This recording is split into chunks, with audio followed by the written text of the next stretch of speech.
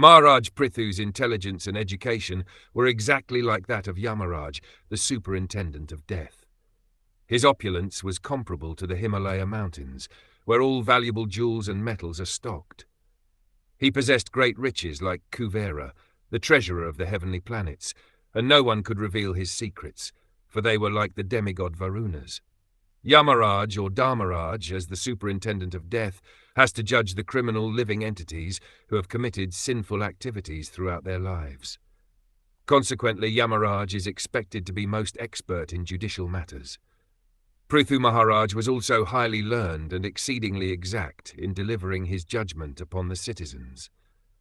No one could excel him in opulence any more than estimate the stock of minerals and jewels in the Himalaya mountains.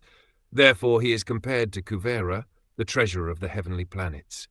Nor could anyone discover the secrets of his life any more than learn the secrets of Varuna, the demigod presiding over the water, the night, and the western sky.